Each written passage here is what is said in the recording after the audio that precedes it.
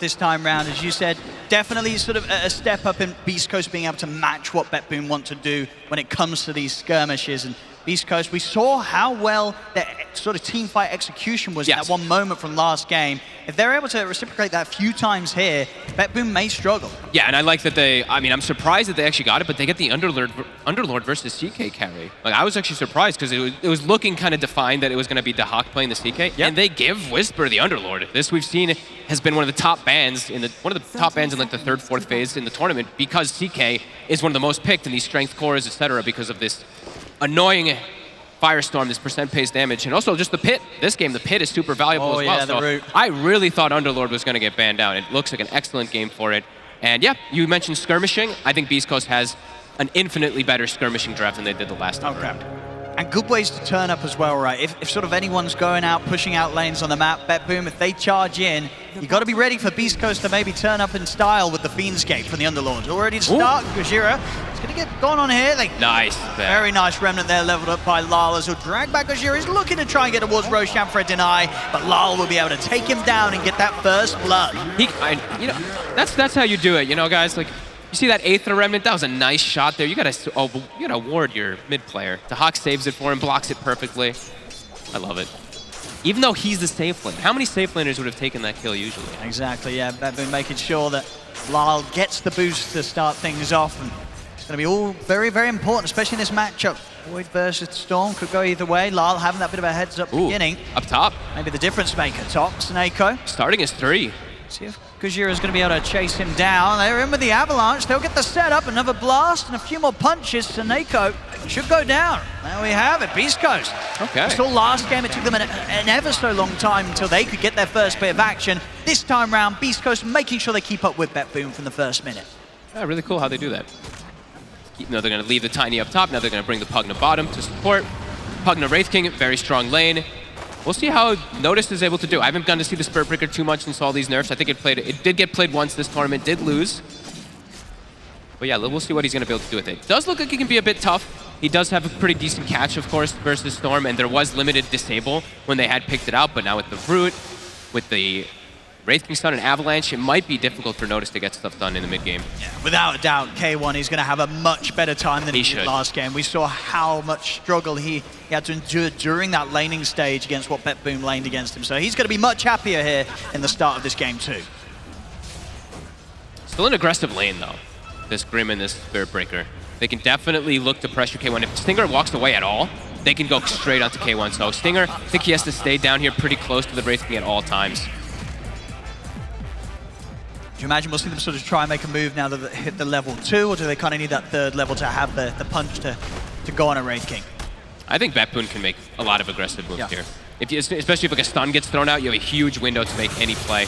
So I was mentioning they just use stun bottom, and instantly after the stun gets used, they charge Inkswell onto Stinger. We'll be able to get back underneath the tower. He'll be fine. K1 trying to stand his ground a bit. He's got the stick charges as well, so he'll be perfectly okay. Is this going to be that much easier of a lane for him, actually? It looks like it might turn to be a pretty difficult lane. He does have the Pugna behind him, but I see Stinger actually went for a Decrepify, which is a bit different. Usually you just see the Pugna ward because you counteract, you do so much damage back to all the spells that they cast. But top lane Gojira. If Snako finds him with his shackles. Oh, he looks pretty... A little bit of... Oh, nice little bit of sneaking around here from Gojira. He's going to be able to get away from the two of them. A very nice spot to stand his ground in, knowing exactly where they'd sweep up and down the tree line, and he makes it round them. Take a look at mid. Do see Chris having the best time of all the cores on his team. As soon as we say that, good remnant. Laurel. As C-Smart does still have the verifier, as we saw. He's going to be fine. Both baiting in one another to get this action going. Yeah, he's got 13 wand charges, so feeling very safe versus that Storm. Oh, Chris, this could catch him off guard. Snako's at the ready. Yeah, he knows. Gojira's going to scout it over. Now Chris, maybe in a weird spot. Laro's going to build the pressure, maybe push him out, maybe even potentially kill him here. He's only got the 1-1 charge, so he's got the pullback. Lal just needs that one last hit. He's not able to get it in, so C-Smart will live. He'll have to take the walk back to base for a bit of time, where the lane's going to be completely free for Lal to farm. Back in the jungle, Snako is looking for Gojira. Ooh, a little mango and a toss back. Oh, that's just going to go and save his life then. Again, Gojira coming out with these cute little moves as the supports, making sure that BetBoom don't get the kills on him. Does have to go all the way back as well, though. So now 2 lanes. Storm and the Tiny back at base. Definitely see BetBoom get aggressive. Yeah, going to try to set things up with the Inkswell, but able to get him with the charge. Just himself now very, very low. Really interesting to see Stinger. He even puts the Nether point in the blast. 0 points in the Nether ward. As we've mentioned multiple times, the Nether ward, it deals more damage back to you than what you cast. So he's going to try and go for Stinger now. They can get the slow, not quite get the connection onto Stinger. So he's fine. And K1 still, he's suffering the most out of the cores. But doing better than last time. Yeah, exactly. I think sort of this point last game he had about the 10 CS. Definitely going better for him this time round at the start. BetBoom having a very solid 3 lanes, though. Whisper, he's keeping up, though. This Underlord, he's going to be the big one to watch in the mid game. So him having a good start is going to be really important for Beast Coast. This route is going to be devastating, honestly. This Pit versus Void Spirit versus Spirit Breaker versus CK, it's going to be massive in some of these mid game fights. Bottom. You get the kill there. Gojira turning in from the side. We'll get the 2 of them with the Avalanche. Stick charges will be popped with the toss. Force Major gets taken down. Good bash from Notice. Secures the kill and return on Stinger. The good bash. I love it. At the same time, top lane, they tried to make a bit of a move onto Whisper once they knew that he was alone. Out the shackles.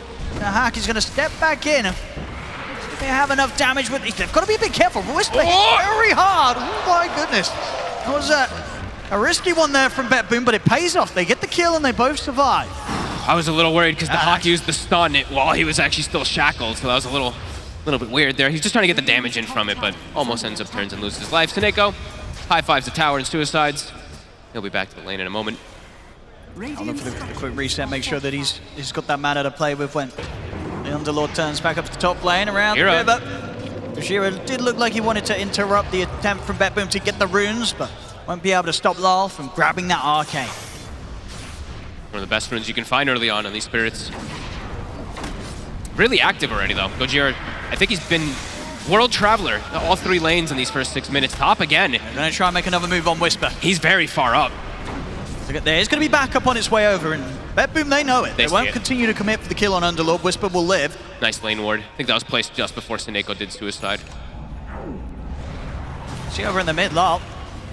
He tried to get in aggressively with that arcane rune onto Stinger. Nice deny. You won't find him initially. Has now got the wave in a position where that tier 1 is going to start take a fair bit of damage with the siege creep. Top lane, Beast Coast, they're looking for action. Snako will be able to hold back Whisper though, and Lal, he's TP'd over towards the top to help out. Seasmar goes in with the zip, gets in onto the Shaman, takes him out, but Beast Coast, they lose Whisper for that attempt. Again, losing Whisper, it's costly. They might lose more here, Lal. We'll step over towards Gojira. He's going to look, grab the bounty rim, but Seasmar's in. They've got enough between the 2 of them to take down Lal. He's still got Dissimulate and 1 charges, so unlikely they can really commit for the kill, especially with Force Major coming across, throws out a silence, make sure that Lal's escape is covered. It's always a little dicey for Beast Coast, right? They're like, oh man, there could be like a Spirit Breaker charge potentially. I mean, they did see him for a moment down, but they didn't see the Grimstroke, so have to be careful of the backup, as we know. BetBoom, they play fast. Lal. A bit of damage here with the combo. Snako also TPing over in case Chris did look to dive. Refill the bottle as well. Laurel. Gonna be able to play around this next 8-minute power rune. Potentially all the supports playing around mid. Oh, Notice is getting a ton of fun. Oh, they actually get the Remnant's going to be off the mark, and that's going to give Chris the opportunity to just turn and look to make a move himself. He gets in on top of Sineko, takes him out. You've got to be careful on Lal. Lal doesn't jump out in time. He's just dead. Gojira's just able to walk up, get the avalanche off. I mean, I'm pretty sure he had Astral Steps and escapes, but I guess he just felt that he was further away from the Tiny than he was. He gets taken down. That's a massive kill there on the mid.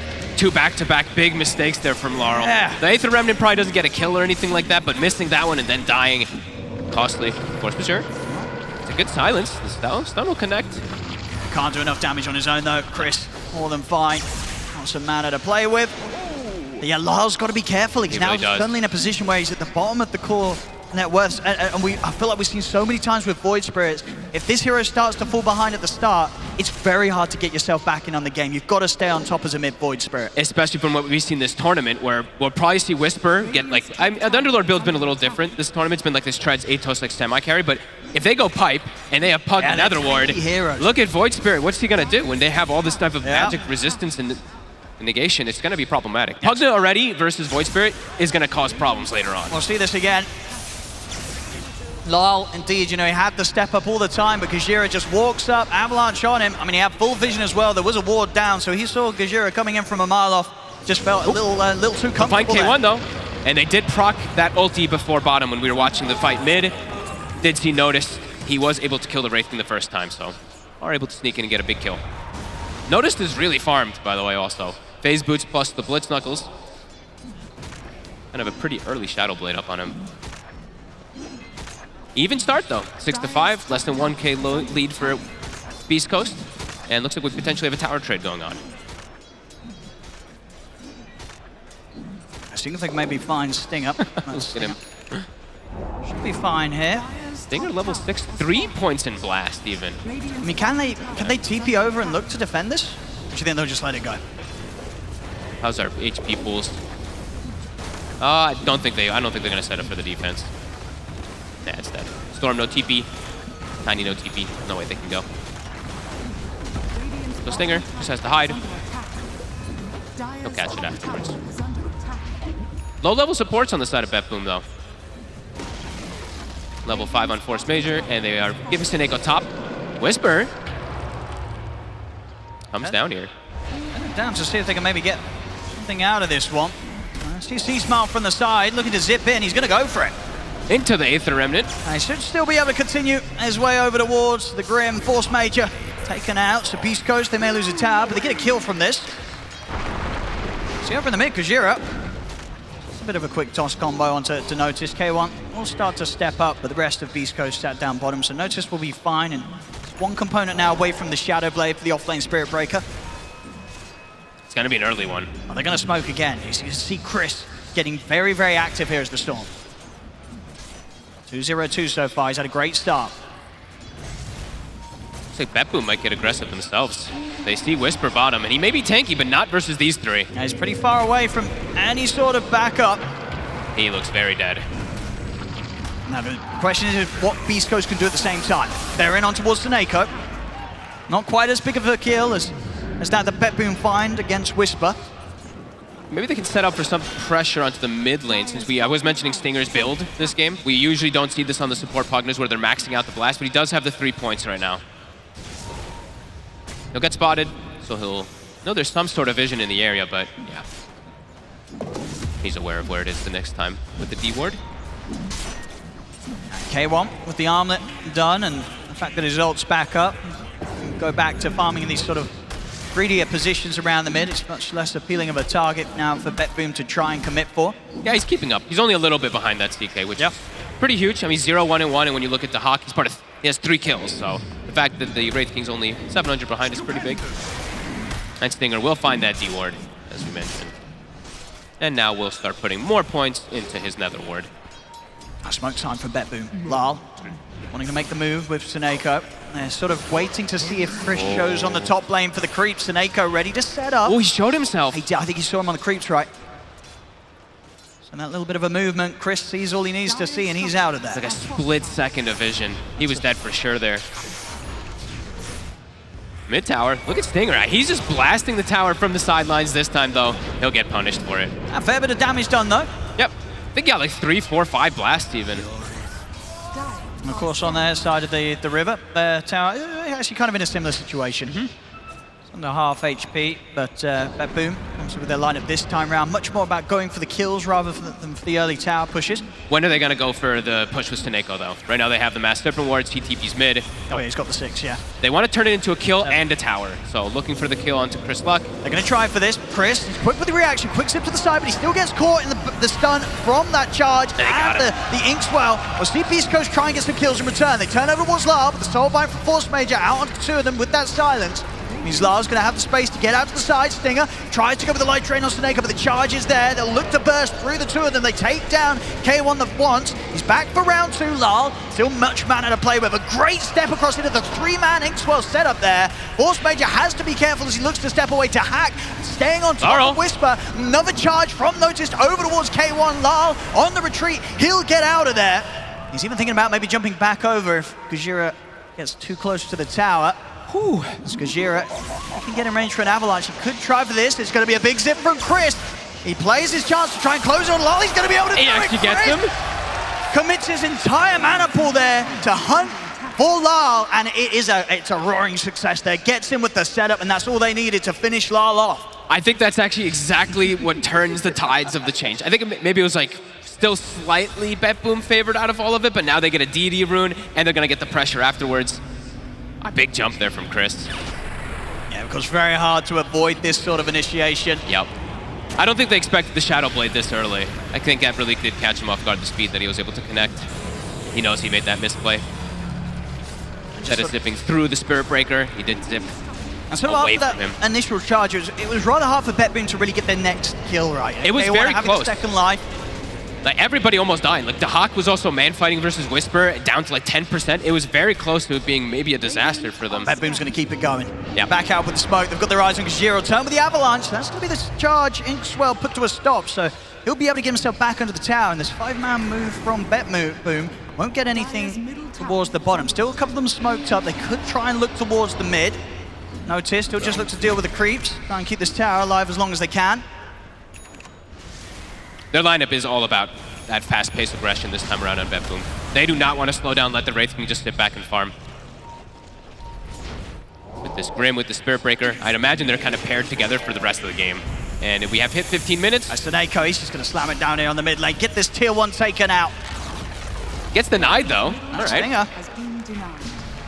He's just going to be able to farm up some of these wards as well. Okay, no. And he's going to deny him. Yeah, Snake's going to deny. Chris, though. They find him. That's a big find there.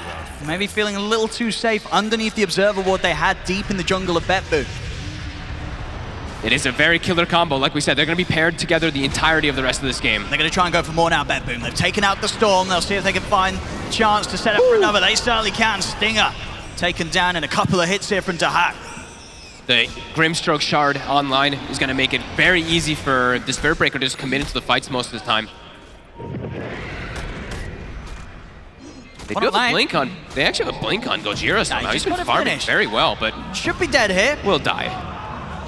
As Gojira, no escape for him. See if they can get a few bashes in as well. There we go. They'll charge over. Gojira will go down. But what are the things that could maybe play? Oh, unless he can juke this. No, he's dead. He's very dead. They will find him. But that bought time. And that does mean that maybe when he respawns, they might not have expected that he just got the Blink Dagger finished. So the Blink reveal from Gajira could be pretty big when he comes back into action in 20 seconds. It's pretty early. And with Arcane boots, they probably think he's poor. And when he you went just for killed Arcanes. it. Yeah, that's pretty big how fast he's able to have it. And they're going to have Chris Luck with his BKB soon. Desto on K1. They hit hard. So very close, even early game. And we'll regain some of their vision around this area there, half of the map, Beast Coast. And Whisper also opting for the BKB, so he can get really stuck in on the fight. Ensure that he's able to continuously lock someone down. I mean, we've seen a few times now the little things like the silence of the Phantom Embrace have slowed down Whisper's availability of locking down the heroes like the Void Spirit that are jumping all across the fight. Beast Coast have a timing here for sure. BKB with that Atos also. I think they can look for some type of catch in fights here. With the blink on Tiny too. Now they have a better form of initiation. Mid tower is low too, Stinger. He's got the max blast. One more will take it away. Oh, Chris wants it though for himself. Yeah, it doesn't look like BetBoom are too interested in taking a fight around this area. Lal. 1,400 gold away from the Aghanims. It will, of course, come at a time where their BKBs are in play. They'll get the jump in on the mid. And see if they can get him out of it. Oh, Chris! Oh my goodness! He's put the BKB, but he's leashed soulbound together here. He gets taken down. Chris dying there despite the BKB. That leash leaving him no opportunity to run. And now, do they have Shaman Wards? They can go for Roche. They're going to go straight for it. Oh, Chris. Oh, they might. A big mistake. They can actually go in with the charge towards K1. We'll see if they commit with this. Notice. Nah, he's going to hold back. He's more than happy to Just see the rest of his team head into the pit, drop down the wards. 2 heroes dead on Beast Coast. They still have the rest of the lineup around. It's hard to Scanded as commit. well. We'll see if these 3 can get in to slow this down. Might have to just go for a steal play. I think it's eyes on quick. Gojira. Can he make the jump? Is he going to get there in time? It's already gone. He'll jump in. By the Roshan, it's been taken down. The Aegis picked up by Lal. Now BetBoom can turn for a kill onto the Tiny by the looks of it. Let's K1 actually. Laurel. Okay. The Aegis was picked up but immediately taken away there as K1's able to come in with the damage. The root is there on the respawn. He's dead. Avalanche as well. Kajira gets back in. They take Lal down a second time. The control from Beast Coast Heroes, these roots, meaning that once you get that opener onto the Void Spirit, onto Lal, he hasn't got any other options left to escape. He has to be a lot more careful. As we said, that root is going to trip them up constantly in this game. All 3 of their cores have to be very careful playing into it. Yeah, not something that he's necessarily going to have much protection from. Of course, wanting to go for this Aghanims, the aggressive build, I mean that he's not going to have the quickest of timing on any sort of item that will be able to save himself from that lockdown. And K1 is probably so happy because now he has 4 stacks of Deso because of that. And that double benefit. And well on the way towards the BKB. These, as I say, these BKBs from Beast Coast are going to make it very difficult for BetBoom to get these kills. You know, we've seen already, and for Lal, 5-3-5, you know, it's not a bad KDA, but it's getting closer and closer to the point of the game where the burst of the Void Spirit, Beast Coast aren't going to care. Agreed. Especially when they're going to be getting toward a Wraith Pact very soon on Stinger. Max Nether Ward plus Wraith Pact, it, like Void Spirit's damage goes pretty low. That's a hack. He's still there at the top level with the farmer K1, of course. BKB and going back to finish off this Echo Saber once more. But he'll still be very, very strong. And of course, as we saw the last time, if Chris himself gets caught out before that BKB or even after, he can still get affected by the leash. And the physical from Dahak will tear him apart. Dahak just has to be careful of Whisper. That's kind of like the biggest thing. Everybody else he can deal with quite easily as this DK, but it's just the Firestorm and the pick combo that will be tripping up in most situations. A close game on the numbers though, 12 to Very 15. close. 1K lead at the moment for Beast Coast. Could absolutely swing either way in a team fight. Beast Coast, they're going to look for it. Smoke up from the mid. Chris just has to be the most careful, right? He's just the one that has to watch out for the leash. Rest of his team has been able to deal with all that really well. See Gojira. Ooh. They want to try and come in for notice. They will. They'll get him in the root. Toss back with the Avalanche. It's going to Nice be a play. dead Spirit Breaker. They want more. It's going to be underneath the tier 2 though. If they look to dive this. And Gojira, he will have Blink again in a second. TP out from Force Mage. It's going to be put to a stop. Gojira steps in, catches him with the stun. That'll be another kill for Beast Coast, and the creep wave in a great position. So they'll now be able to look towards taking this tier 2 tower down. And with 2 dead on BetBoom, should be pretty hard for them to pull together a defense. They should be able to take this tower out for sure. They're looking for the trade down bottom. Skeletons. They're going for trade. But they do not kill nearly at the same pace. Hector is even considering going a little bit more, maybe just lifestealing off Creep Wave, but they can hit this a bit more. They have a catapult. I mean, they're going to have the full BKB coming out for K1. And of course, he's got the reincarnation. We'll see that maybe burst very quickly. Indeed, it does. He presents himself on the high ground, and Lal will take his first life very, very easily. The pit's down, though. They can't commit past it. Yeah, they can't charge through. Now, okay, Wraith King ult is down. Yeah. I think BetBoom, they back up, clear this wave out, look for a smoke, catch the Wraith King. But Beast Coast, I'd imagine they're going to be ready for this play. Let's see what they go for next. Beast Coast. Wait, okay, they did use smoke. It's spotted, though. I think it was they still saw inside of the base.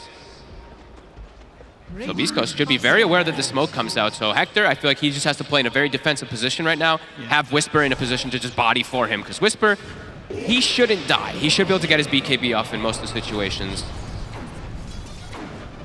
Yeah, Beast Coast falling back, fully defensive in preparation for this sweep across the map from BetBoom. We'll see notice. It's an illusion. There's so, and a full move revealed. Beast Coast not going to get caught out by this one bit. Good moves from Beast Coast this game. 3K gold lead, Stinger even pressuring top. Might pay with his life. Very likely dead. And they'll catch him. Obviously, for Beast Coast, the least of their worries in terms of heroes they could lose to BetBoom, especially when it was pretty much BetBoom moving around the map as a full 5-man. So a lot of time and space there where Beast Coast carries and cores are going to be very happy elsewhere. Yeah, he's just shoving the lane. I mean, this is what...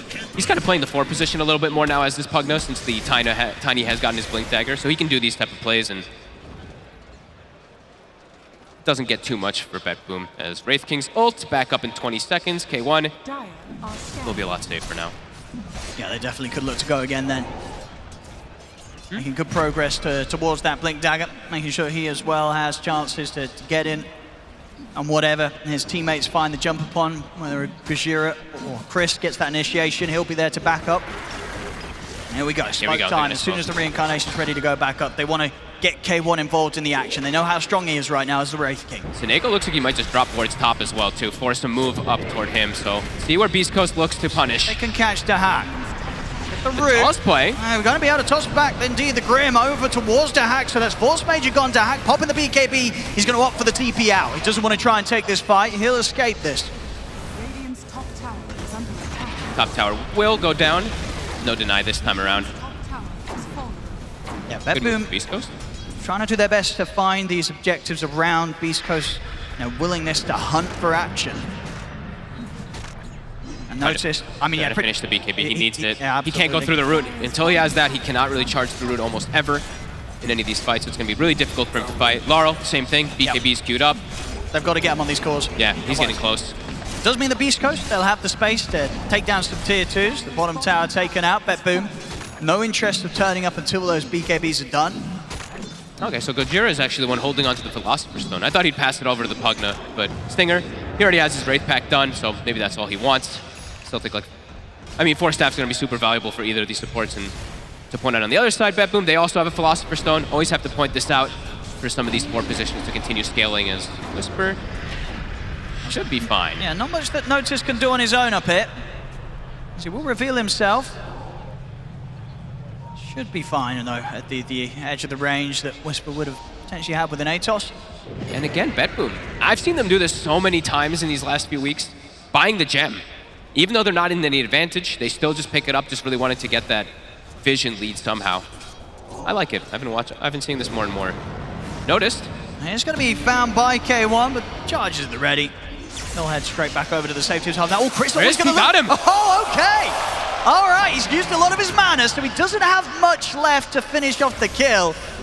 Let's see if indeed the backup's coming in, so Chris won't be able to commit for that, but a very nice attempt there from Chris, catching him mid-charge. It looked pretty. And he's got a rune coming up in 2 seconds too, so he'll find a regen. He'll be rewarded for it. BetBoom, Lal, about 600 left on his BKB.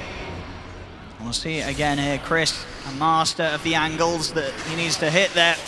Swinging past and making sure he grabs him during that Bull Lightning, so there's no chance of being knocked back by the charge.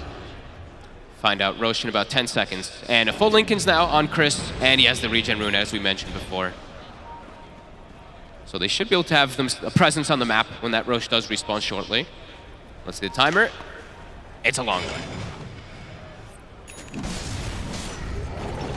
It would be a good time to go. I mean, Lal, and he's in a very, very safe position. In fact, that is the BKB done. So that window where maybe BetBoom would have been very vulnerable to the initiation of heroes like the Storm Spirit, it is gone now. With the BKBs, BetBoom should always stand a chance of turning and standing strong in the fight. Dota2 right now. Triple BKB cores at the ready on both sides. So both teams definitely are keen to fight. Just depends on the location of where it will be and who gets the jump first. I was mentioning earlier about these Philosopher's Stones. I see we just pointed out Force Major there. He's halfway toward an Aghanims on the Grimstroke, a really impactful one versus Wraith King too, if they're able to get it. We'll see it. Gets cancelled. Sting up. He's going to get gone upon. He did get the Nether Ward down, won't be able to protect himself. Chris is going to go for the backline. Big zip straight over towards the Shaman, takes out Senego. He's now going to look towards the second support, see if we can take out Force Major, but the mana's running low. Good pit out onto the 3 of them, will lock them down. K1 stepping forward, he'll get him with the stun onto Force Major. Big hit here for the Wraith King, takes out the Grimstroke. As Beast Coast, they'll get the 2 of them. See if they can get more from this. Chris, zip over towards Lal, and won't be able to pull him back in time. Lal's out with the Dissimulate. Chris using that last bit of mana to try and keep eyes on Lal. And Lal should be fine here. Still has another Dissimulate and a step. He's in fact just going to be able to go for the straight TP out, knowing that they've got no further way to close the gap there. Beast Coast, but just lose 1 support. They'll take the 2 of them from BetBoom on that. they're getting pretty huge. K1 is massive this game, 17,500 net worth. He's got an AC too, so he already kind of has the counter versus Dahak. Absolutely, and he's getting those Desto stacks. He's building that damage up nicely. I think Beast Coast is really feeling how strong they are. I think BetBoom is going to struggle to fight in these next situations. You're already starting to see that damage fall off pretty hard. They catch the Pugna alone, but it still took him a little bit to kill him. Gives time for Chris Luck to go in, and yeah, Roche, 30 seconds. 30 seconds, I guess, pretty much all the BKBs will be ready to pop once more, so we'll see both teams for sure turn up. I think Dahak is trying to get that level 20 pretty badly. Once he gets that, then we'll see that Reality Rift pierces spell immunity. It'll be easier for him to commit on a target. But before that, I don't see BetBoom being able to fight very well into Beast Coast. Feels very difficult into all these auras. And Roche, it is back. Stinger already in the pit and ready. See BetBoom set up around the mid-tier 2 with the smoke. They're ready to go straight over. Beast Coast, they'll do it quick, but not quick enough that it'll be done before BetBoom's able to have a say about it. Not quite 20 on Dahak, so he does not have the pull yet through those BKBs. The side Lal. He's going to try and make the jump over towards Gajira. That's the reveal there of BetBoom's first move. And the Roche is dead. I mean, Beast Coast, they'll be able to continue on this. So Gajira making space outside of the pit as they go for him. Means that Beast Coast, they have all the space to get that Aegis securely into the hands of Chris. It's similar to like the last game. If Beast Coast is set up for a fight, BetBoom can't walk into it. The Pugna Ward is down, the Wraith Pact is down, and all these different auras, as we're mentioning, they just have so many. The AC, the Vlads, just the Atrophy aura in general that they've got. Charge over towards Gajira, and he does reveal his positioning going for the outpost, but he's got backup. K1's going to charge straight away in on towards Lava, the BKBs are out. Gajira goes down, see if they can pull back K1. He's still got the reincarnation. He'll turn towards Notice. Notice wanting to control K1, gets him back with the ultimate, knocks him over towards the Remnant, but a buyback is there from the Tiny. Chris commits straight over again, catching the supports onto the backlines. He's on top of Snako. Snako will go down as himself and Force Major taken out of the team fight. They're trying to chase to get some type of big kills, but they just can't in any of these situations. Beast Coast up to a 7K gold lead. Feeling a lot easier for them to kind of do anything on the map. The K1 is massive, never has any fear of dying. And yeah, just it is so many different auras that they do have. And I'm looking at BetBoom, they have no auras at all. You're playing versus like Vlad's, the Nether Ward, the Wraith Pact, you're playing versus Atrophy aura. There's so many different elements. You have to do 2 to 3 times more damage on the side of BetBoom than the Beast Coast does to kill anybody in most of these fights. Yeah, we saw here, they go completely in onto the Tiny, they kill him off, but at that point, they've just got nothing left in the tank to take down anybody else on Beast Coast. You have to expend so much. And the fights, especially when they're the full 5-on-5, proving to be very, very tough for BetBoom now at this moment in the game. Chris, they'll break the Lincolns, get the stun. Okay, that's the Aegis gone. As a Fiend's Gate set up, as backups ready to turn up. They have the root control onto Dahak. He's just gone. So Chris more than happy to lose the Aegis in that sort of scenario. And top lane, Gajira, he's not going to be able to do much more than that. It's just Lal on his own, and they're going on his own as well. They're going to push mid, 60 seconds. I mean, there's no buyback on Dahak either. The Underlord too, he's hitting hard, 240 bonus damage still on Whisper. With the AC and the Desert taken into account for K1, these buildings are going to fall pretty quickly. You see Dahak there, I think he knows this game is getting pretty out of hand pretty fast. They've got the Grimstroke Ags. See what they can do here with the 4 of them. Charge in over towards K1, but how much they really want to commit in on to killing this Wraith King. They'll burst him low, and they finish him off. Not quite. K1's going to be able to protect that reincarnation. They couldn't quite take him out. He'll start healing up as well off the creeps. They don't even get him the once. As they get what they came for, the mid-racks taken out. Beast Coast able to get the objectives, retreat, and with no losses on their side. 13K up. And doing very, very well now in this position, and K1 looking to be in prime position to carry this game. Starting to feel almost like smooth sailing. These fights just look so impossible for BetBoom to kill anybody. I don't know how they kill these tanky cores. All tier 2s, of course, already taken this game by Beast Coast. So any chance they get to push a lane out, BetBoom almost certainly going to lose further areas of the base. Flag's now done on Chris. I mean, we've seen already how great of a zip forward that he's had to start multiple team fights, getting straight on top of the supports each and every time. It's made it almost possible for Snako and Force Major to play their game. Yeah, now they have like these beautiful symphony of spells that they can combo up with the Vortex into a pit, into Cleave from the Wraith King as he has the 20 talent too. Yeah, that's feeling super hard, honestly. Dahak, I feel like he can't even walk out to farm very well now either. the constant threat of this Tiny, the constant threat of the Storm too. Even just the element of Fiend's Gate being able to jump on top of them. And throwing another aura into the mix too. The Underlord now has a Shiva, so already seeing the damage issues before from BetBoom. Now it just feels like they're never going to be able to kill almost anybody. Maybe the supports, but the core is definitely not. BetBoom stepping out. Let's see. Can they find anybody isolated? So hard to commit though. They know that Beast Coast very, very close to one another. And I don't think you can kill the Wraith King. Do you really want to go on K1? I don't think so. He's got his overwhelming blink coming out on the Courier too. Okay, they do have the Dark Portrait for a second though, but K1 quickly brings it down. And now... I mean, K1 still wants to go. He's going to go in onto Force Major. The Glimmer will separate Force Major from the Wraith King for now, and K1's gone pretty deep. Serpent wards are down, Hex to set up, but the rest of Beast Coast are turning up, and here's Chris straight over towards the Grimstroke, takes out Force Major, over towards Seneko. We'll see the root control here, locking down Dahak. Dahak trying to bring down K1 just the once, will manage to do so, but now with the rest of his BKB, he has to run. The BKB is going to come to an end, so does his life. Triple kill for Chris. As BetBoom, again, looking like they stand no chance against Beast Coast at this point of the game. It's over for sure. 17,000 gold lead. CK dead, Void Spirit dead. They might just be able to hit tier 4s. They're pinging it. They're thinking about it, but yeah, they don't have the buybacks on the cores.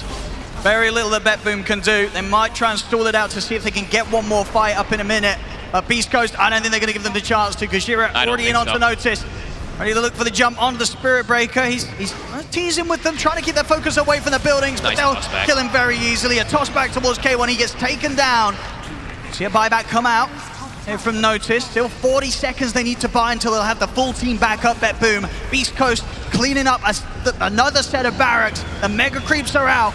As Beast Coast, they'll keep the pressure on. They're ready to look to close this one up. Over to the side, Gajira gets the toss back onto the two of them. The Avalanche as well, Vortex onto the three of them. Chris dragging them in, and they'll zip forward, take down Seneko, take down Notice. GG, it's called, and Beast Coast they'll swing back in game 2 and get the victory here, bringing the series now 1-1 between them and BetBoom. I mean, Fog, the start of this game, it looked like already Beast Coast, they were turning up with a much smoother draft, and this is what you want to see, right? This dynamic where K1, he's getting involved, he's getting active.